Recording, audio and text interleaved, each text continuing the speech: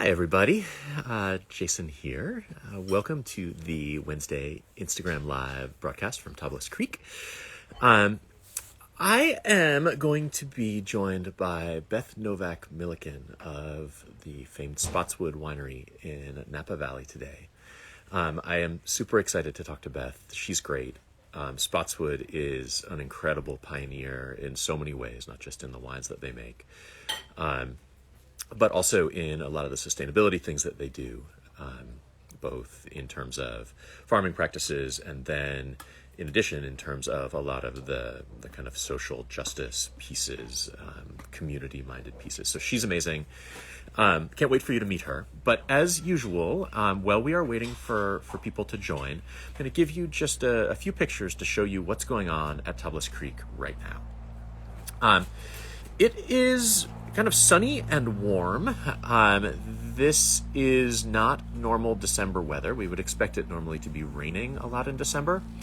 But it has had the advantage that it's really gotten our cover crop, which got a good soaking from the rain that we got in late October, going. And I want to show you a contrast between this picture, which I took this morning, and a picture from exactly the same spot that I took 2 weeks ago. So you can see the difference between how little grass there was then, and there's the impact of the 2 weeks of growth. A few other pictures of what's going on in the vineyard. We have our flock of sheep out. They're browsing, grazing block to block. We have about almost 200 lambs now, in addition to the 200 sheep. We're only keeping them in individual blocks for 24 hours because we don't want them to overgraze anything. And I'll show you a contrast between a block that they grazed yesterday on the right and the block that they're going to be in tomorrow on the left. So they're currently behind where you're standing from the perspective of this picture. And you can see there's grass. There's not a huge amount of grass, but there's enough. And we're careful to take them out while there's still grass to regrow. So here's a close-up of that block where they were just in yesterday. And one of the reasons why sheep are so valuable is that they act like lawnmowers. They don't pull grass out by the roots. They kind of clip it off. And so it will regrow. A couple other pictures of what's going on. We've been working on our compost and our biochar. This is Jordy inside the cage of the little excavator, and Neil talking compost plans this morning. And I have one picture of our biochar, a little bit of the biochar that we made earlier this week. The rest of it's been incorporated into the compost pile already. But this is a way for us to use a lot of the woody material of the grapevines, and also some of the stuff we're pulling out of the forests, the forest floor, the fallen logs, to help open up the forest, turn it into something valuable, and not just have all of that carbon released back into the atmosphere. In the cellar, we are getting ready to do our last bottling of the year. We're bottling the 2020 Esprit Blanc and the 2020 Roussanne. This is labels in the front right, capsules in the front left, and corks in those big boxes in the middle. And the two wines that we're bottling are Roussanne and Esprit Blanc. So those are both going into bottle next week. We could not be more excited. 2020 is turning out to be such a good vintage, which we weren't sure because it was a challenging year in a lot of ways. But it looks really strong. Okay, I'm going to stop sharing, and I am going to invite Beth to join. Sent the invitation, and hopefully see her momentarily. Hello, Beth. Hey, how are you? Good to see you. It's good to see you too. Are things as sunny and warm and otherwise generally not December-like up in Napa as they are down here? Unfortunately, yes, that is the case. We had the one big atmospheric river rainstorm in October, and we had basically 0 in November, and it's going to be 70-something degrees today. It's not good. How much rain did you get in that storm? We got about 9 inches here on the valley floor, and then we got another little storm of about an inch or so, maybe a week later. But you got much less than that, right? We still did okay. We got 3 inches in the atmospheric river, Okay. which, given that it was the first rain of the year and we didn't really have the cover crops established yet, I was fine with. I mean, Yes, three exactly. inches in October already puts us way ahead of the game. Yes. But I was hoping not for a totally dry November. That was I was hoping for that, not for that either, and it is where we are. It's unfortunate. I know the long-term forecast is finally saying that it looks like the pattern's going to change kind of mid-month. And it looks like it could get pretty wet by the middle of December, which I figure that's just because I scheduled our Tablas Creek holiday party outside for December 15th. I think it's probably. That's exactly why. The one time that you scheduled it outside, yeah, it'll start to rain. Yeah. Um, cool. So I gave people a tiny introduction into what you do and what Spotswood does at the beginning when I kicked off the live broadcast. But Yes, thank you. for people who don't know Spotswood, which I mean, it's hard for me to believe that there are people who don't know Spotswood who are wine lovers. But can you tell people a little bit about Spotswood's history? Sure. Yeah. I mean, my family has now owned this property for 50 years. So it's a historic property. It was established in the late 1800s here on the west side of the town of St. Helena in Napa Valley. And yeah, it was planted to vineyard way back in the late 1800s. We don't know what was planted. It was a German immigrant who founded it. But my family, it had a number of owners, and ultimately in 1910, it was named Spotswood by a woman named Mrs. Spots, who named it Spotswood in her late husband's memory. So when my mom and dad bought the property in 1972 as a lifestyle change, we were from Southern California, so North San Diego County. My dad was a doctor, and this was his 39-year-old midlife crisis, I guess, of wanting to raise his children in a more rural environment. And you know, we got here, they looked around, had some friends, they had gone to Stanford, had some friends that had moved here, and thought the area was beautiful. And, you know, at that time, what's really important, Jason, to note is that, you know, the property, this place was completely undiscovered, and property values reflected that. So when we moved here,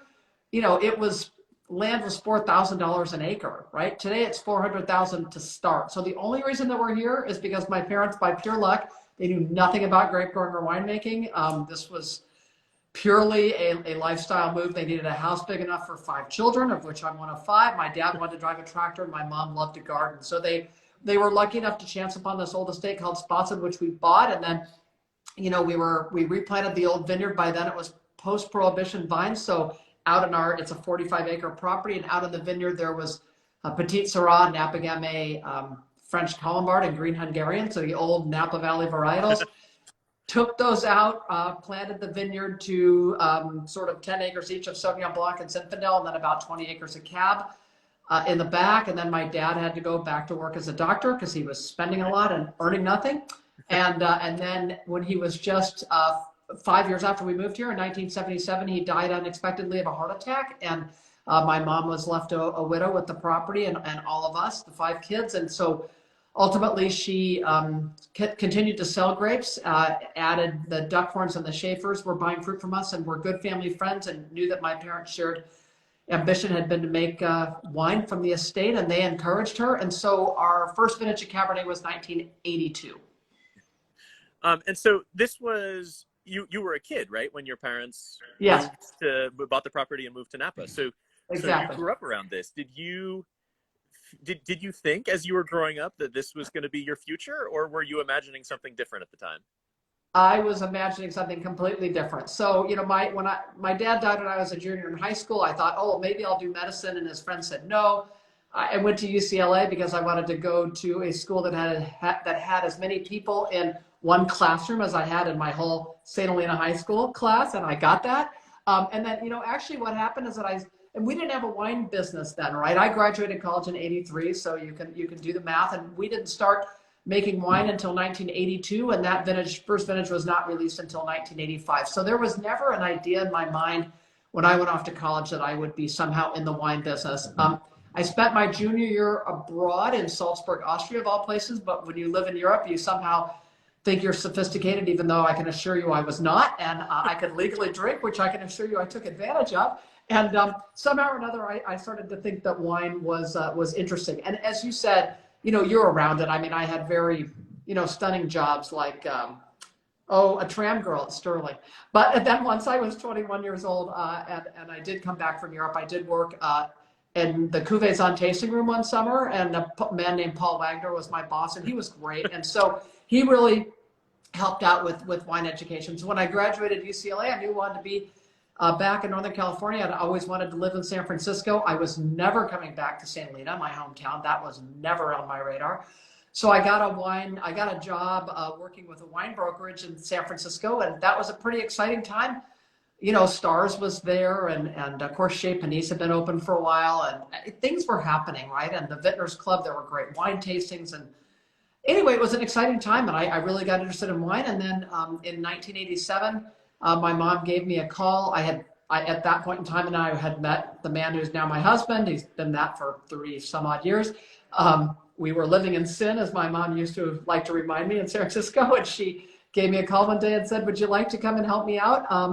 I'd love to have your help." And I said, "Sure." So I literally started coming up a couple of days a week, and it turned into full time. And you know, we were releasing our third vintage, the 1984. And so I was lucky enough to get here and to have the opportunity to be part of building this business. I mean, so many parallels to my own life. It was basically, I was working in tech after college and grad school, and there wasn't really a business yet out here. We were sort of a vineyard and a nursery, and got a call from my dad, essentially saying the same thing, saying, "So I could really use some help out here. Like, if it's just a couple of days a week at first, that's fine. But you're about to get married. You're about to start a family. Like, doesn't this seem like a future you might be interested in?" And that's great. So now you have kids of your own. What is Yes, their I have what is two. their We have two relationship with boys. the winery?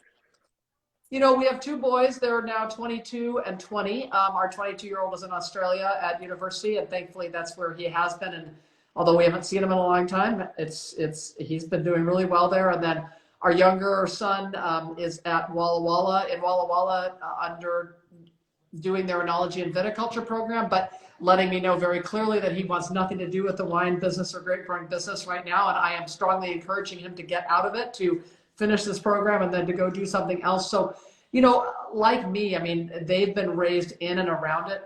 My oldest son, Sean, is expressing interest, but years down the road, he's 22 years old right now. He doesn't want to come back here, and I don't want him to come back here until he's you know, in his later 20s at least, if he's interested, if he has the aptitude and the true passion, because you know what this takes. This takes a massive commitment of time and energy and true passion. And then Liam, our younger one, who's 19, is saying, I mean, who's 20, I'm sorry, he's saying, you know, I want to walk away from this. And I'm like, do that. You need to walk away for a while and then come back if you're interested. But your kids are probably younger than mine, are they? Yeah, they're 16 and 14. So okay, so you're getting there. So we have a family employment policy in place, and it's been in place for a long time because I have a niece and a nephew who are older, and so we had to create it earlier. But basically, it's all around, you know, there is no obligation to come to work at the family business, and there is zero entitlement. You do not have a job because you are a family member, but you are also not obligated to come. You need to go out and do things and bring something of value back, and I think that's really important. That's exactly what the parents do at Beaucastel. And they've had to figure this out too, because of the two, of Jean-Pierre and Francois, they have 7 kids between them, and wow. They have required that the kids go out and do something else, and then essentially come back and if they want to rejoin the family business, kind of justify in front of the rest of the family what they're going to bring that's not already there. And exactly. It has encouraged them to come out and bring life skills back to the business instead of just their names, which I think is such a critical thing. I agree. I completely agree with you. Cool. So does your own experience kind of working with your mom, like, does that inform the way that you've thought about this for the next generation? Yeah, it does. I mean, my mom and I, it's quite amazing, and it sounds like the same might be true for you. But you know, she passed away 5 years ago, but we got along and worked together extremely well. She gave me, you know, responsibility and then ultimately authority, and she really didn't want to hang on, right? It wasn't like she was, you know, letting go with her fingernails, you know, and she just didn't want to. She wanted to go travel and do other things, and so.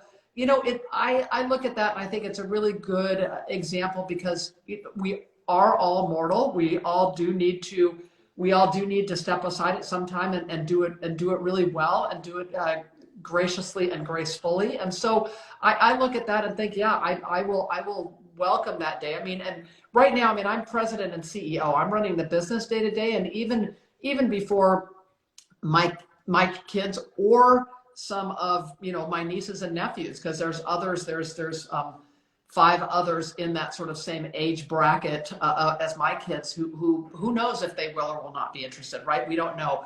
But I know that between me and that next generation, there will be somebody who runs the day-to-day, to be like a general manager, so that I can be true president and CEO and not. Yeah, I've been doing this for a long time. I love what I do, and I feel very fortunate to do what I do, but I want to retain freshness, and I want to make sure that the company, that you give other people a chance. So that would be a non-family member who would do that. And I'm working on that sort of plan in my mind and on paper with my board right now. Cool. Okay. Well, what you have done at Spotswood is one of our own inspirations here at Tablas Creek for the way that you look at the relationship between the business and the land and the community. I know you were very early to farm organically. 1985 is the yeah, date 1985 was our first year. Yes. Whew. Yeah, and that was really, I want to attribute that to Tony Soder, because he was our founding winemaker, and then starting in 82 and in 1985, he wanted to take over the farming so that he really understood. He had that intimate connection, which I know you believe in too, between the growing of the grapes and the making of the wines from that estate. And he was a philosophy major from Claremont colleges and just believed in organics and presented the idea to my mom. And by then, he had worked with her for a while and she trusted him and she said, sure, let's give it a go. So yeah, we were a very, very early adopter, and we basically never looked back. Awesome. Yeah, we started inheriting. That was sort of our baseline when we started in 1989, is that we were going to farm organically, because the parents have been doing it at Beaucastel since the 1950s and believe that it's the only way that you can really show your terroir. Agreed. Absolutely agree. But you didn't stay at organic. You moved to farming biodynamically. Talk about that decision. Yeah, so when Aaron Weinkauf, who's our current winemaker and vineyard manager, came on board with us in 2006 as our assistant winemaker, he took over, got engaged in the farming, and brought biodynamics to Spotswood. It seemed like a natural next step. And for us, just like for you, it's all about looking at the system holistically and making sure that we're being the best possible stewards of our land that we can be. And with climate change, that is, of course, very, very real and very tangible to all of us, as we were just talking about our most unusual ongoing weather and the mega drought we're all experiencing. It has helped us in these really unique years, because we think it's really built some strong resiliency into the vineyard, into the system. The vines are healthy. They can withstand more of some of the extremes. I mean, it's pretty remarkable when you look at things put in place before the real impacts of climate change were beginning to be felt are really paying dividends now. And so, but I mean, they always have, because we absolutely believe in it. But, it's also systemic in terms of community. I mean, we're B Corp. We have B Corp certification, which we just got last year. So we're all about taking care of my coworkers, we're all equally important. We take care of everybody, and we take care of the whole system. Right now, everybody's out on the porch. I'm watching them eat lunch. We bring in lunch every day for everybody. We just have a real sense of kind of community, and then of course we give back to our community. We give to a lot of different, the Land Trust in Napa County and Boys and Girls Club and our public schools and everything. So, we just feel a real connection to a lot of things, which is really nice. And you are also part of the 1% for the Planet, right? Which is correct. Yeah. We joined that in 2007, and we've been giving a minimum. It's actually always been a minimum of 1% of gross. It's gross revenue. So it's 1% of that every year to environmental causes, and that we absolutely love. And then we're also part of now International Wineries for Climate Action. I'm on its board, but that group is something that I'm really excited about, because through it we measure our GHG emissions, so now we've measured 18, 19, and 20, and we have a really good 10-year plan now, because you manage what you measure. We know where most of our emissions are now, and we know what we can do to bring those down, and we have a 10-year plan to make that happen, and it's pretty exciting to have that opportunity. Yeah, that's for me. That's the next frontier. I've been looking at the International Wineries for Climate Action, talking with the people there. So Oh, good. I you will likely hope you see it. join up. We need you. You will likely see an application in the next few months. I'm so glad. And Julian is awesome from Jackson Family. Julian Gavril, love him. So yeah, Yeah. I think you'll like it. It's a great group. So for people who don't realize, I know I've shared some of this on our blog. I mean, people don't realize where most of the emissions of a winery come from. It's mostly in packaging and shipping. Exactly. What are some of the things that you're looking at to as part of your 10-year plan?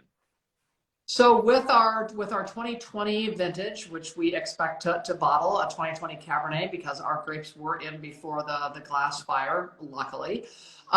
We will be going to lighter glass for our Cabernet Sauvignon and for our Lindenhurst, which is our Napa Valley Cabernet Sauvignon. And that's significant. We're also working a lot more in terms of our shipping. We've been doing this for a number of years, but we're trying to expand it as opposed, because a lot of it, as you noted, is shipping wines that we sell direct to consumer. And every time you put a box of wine, which we do not use styrofoam, but every time you put a box of wine on an airplane to air freight it somewhere, the emissions are substantial. So we're working with a group right now called Vine Vault, but we're also trying to work with Venom 55 and others. And they pick up the wine here. They take it in a refrigerated truck to a central warehouse, and then from there they deliver it via truck. So there's although the trucks have emissions still at this time, it is much less than an airplane's emissions. And so that shipping is a big part of it, and then the other parts that we'll end up touching are definitely commuting, electric vehicles, that kind of thing. And then also business travel, right? I mean, COVID has given all of us a chance to travel a lot less, which frankly, I have to admit that I've sort of enjoyed.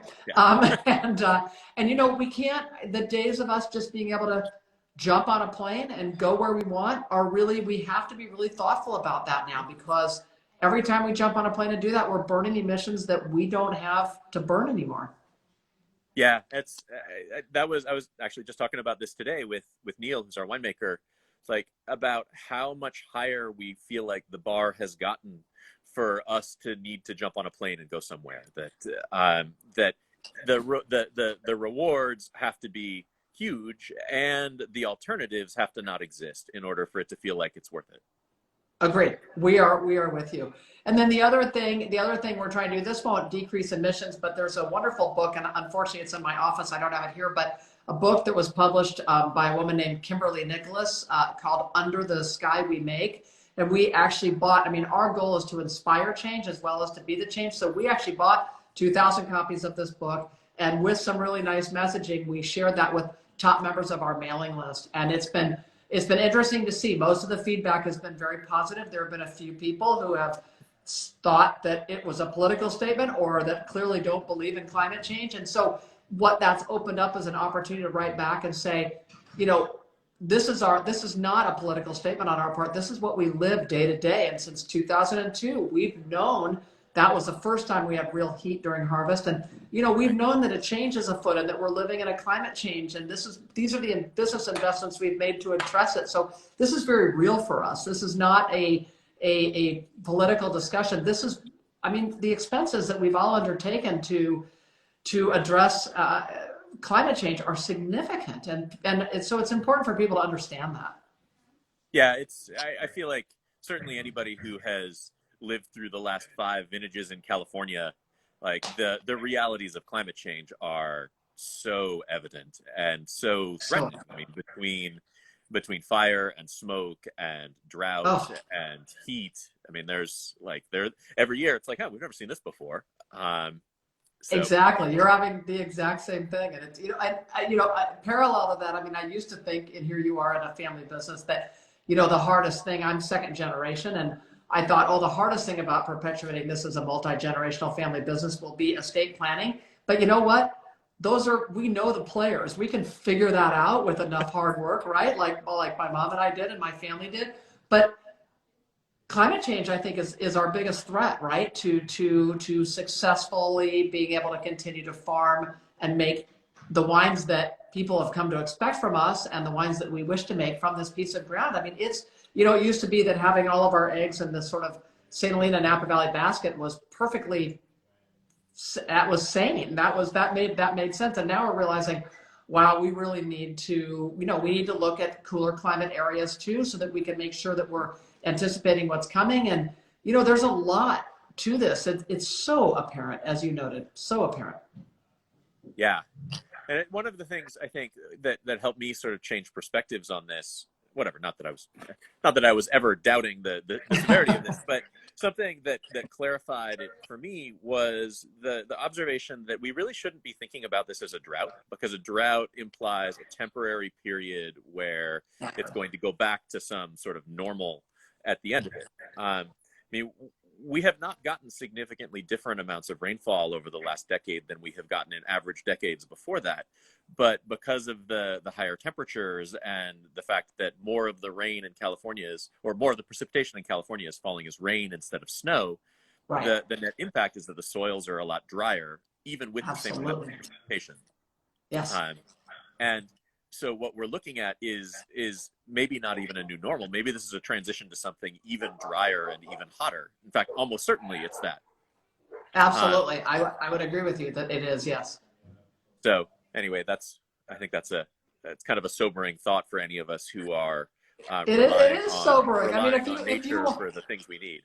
I mean, something came across yesterday from the Chronicle basically saying that in 25 years, it's anticipated there will be no snow in the Tahoe Basin. Nothing will fall as snow. That's staggering, right? And these are the things where you're thinking, we're watching it. Why are people, going to the moon or going up into space? It's like, come on, Bezos and what's his name, Musk, and like, we're changing right here. You don't need to go out into space to see big change. You can do it right here. Why don't you keep your money here and help us deal with this? It's something that, yeah, it's here. It's fascinating times. So if along those lines, if there's something that a wine lover or a wine drinker could do to help move the process forward, move the industry towards something more sustainable, or make changes in their own lives, what do you suggest that people do? Well, I mean, first of all, we should all vote with our feet, not just in buying wine. I mean, we should all support our local producers, whether it's food, whether it's wine, whether we should buying, say, from Patagonia versus buying from somebody else, companies that you believe in, that you really want to support because they're doing the right thing. I think that's something that we all can do. Obviously, we should drive less if we can. We should fly less. Again, we all love to get on, well, I don't really like to get on planes, but we all love to go places and see new things. But we all, we should really think about each trip that we take and what we do. I don't mean to be a wet blanket, but we just need to be thoughtful in our process about what we're doing. Yeah, I think that Kimberly Nicholas's book, The Under the Sky We Make, is really well written and speaks to things that we all can do, because this decade is it, right? If we don't really act this decade and push, and we're in a sense all activists because of this, that if we don't really push for action this decade, it's going to be really hard, or actually truly impossible, to stay within 1.5 or 2 degrees, and even 1.5 or 2 degrees is going to be massive. So we need to all take some personal responsibility and act, and hopefully in doing that we inspire others and build a bigger movement, and I think we can all do that. Awesome. So are there other people who you look to as examples that you admire, or you think they're doing cool stuff that other people should pay attention to as well?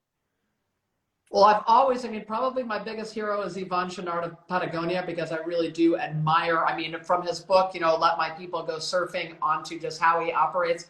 Business is really, he was one of the co-founders of 1% for the Planet. They're willing to put themselves out there and speak to their feelings on the environment and take that sort of risk, if you will, right, with things. And I think that to me is something that I really admire, when you're using your business as a platform, not just using your business for good, but using it as a platform, again, to try to not just do the right thing, but to try to inspire others. And so I would say he would be my biggest kind of person. And this has been a long time he's my hero in a sense. This is not something new.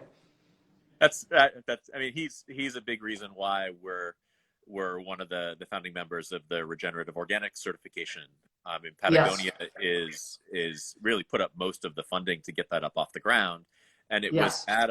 it was at a Tablas Creek wine and Tablas Creek lamb dinner in Ventura that he came to the dinner and ended up buttonholing Neil, who was there presiding, and wanting to spend the whole time talking about regenerative farming. And so That's cool. it was a few months after that when the winery that had originally been a part of the pilot program for the regenerative organic certification had to drop out, that we got a call from the ROA saying, so based on all of the things that you're doing, it seems like this might be of interest to you. Like, would you be interested in being part of the pilot program? And so Yes. that was directly, I think, from that dinner that Yvon Chouinard came to. That's cool. And that you guys are doing that. Yeah, I really admire everything that you're doing down there. I mean, you're just doing amazing things and setting a great example for, your region, and then obviously a much broader audience. And this is what we all have to do. And yeah, you're doing it amazingly well. And it's meaningful. I mean, again, it's like all of these things are great to do with our own properties, but they're only really relevant to the extent to which they're adopted broadly. And so, Right. if I mean, we have 270 acres that we're in charge of. That's great. It's 1/3 of 1% of the acreage. 1/30th of 1% of the acreage in the Paso Robles AVA, which is a tiny Right. fraction of the acreage in California, which is a tiny fraction of the acreage in the world. And Exactly. the whole idea that with agriculture representing roughly 30% of the land mass of the earth, if it can't be a part of the solution to some of these big picture problems, they're probably not solvable. So a path forward for I agree. agriculture to be a part of the solution is essential. And that's what's so inspiring about the regenerative organic piece for us. Absolutely. I am in full agreement with you. Awesome. Um, I can't believe that it has been half an hour, but it has been half an hour. I really could talk to you all day. Yes, we could. And I probably will be. I'm sure I'll have some questions about the International Wineries for Climate Action as we put our application together. Please do reach out to me about that, and I would love to come and visit your property and really see what the regenerative organics. I mean, again, we're organic and biodynamic, but I'd just love to see all the pieces of that. So maybe a field trip is in my near future. That would be a pleasure. Okay. Meanwhile, for people who want to learn more about you or learn more about Spotswood, how would people do that? What's the best way? Go to the Spotswood website? You can go to the website, and then of course you can email me if you want at Beth, BETH at spotswood.com. Just spell Spotswood correctly. 2 T's and an E on the end. That will be helpful. Awesome. Cool. Well, thank you so much. Beth, this has been a pleasure. And I look forward to hopefully seeing you soon. Thank you, Jason. You may well, because I actually may be going to Santa Barbara around the 15th of December, and I think I drive right past you when I do that. It's pretty hard to get from Napa to Santa Barbara without going through Paso Robles. Without doing that, and in an electric car, so I will not burn fuel to get there. So I will be in touch. We have electric car chargers in our tasting room parking lot. So I love to hear that. Thank you. And thanks so much for inviting me to be a part of this. I really appreciate it. You're so welcome. Be well. Again, this has been Beth Novak Milliken with Spotswood Winery, who's been my guest today. Thank you, Tablas Creek folks, for joining us. I will be back in 2 weeks. My guest is going to be Marta Mendonça from the Porto Protocol, which is itself doing some of the really coolest stuff in helping the wine industry come up with plans and policies and share information for minimizing carbon footprints and helping address climate change. So if you watched today and enjoyed this, please check out what Beth does at Spotswood and come back in 2 weeks. So, and Marta's awesome. Be well. Thanks. Excellent. Thank you, Beth. Okay. Thank you, everybody who joined. Bye-bye. Bye.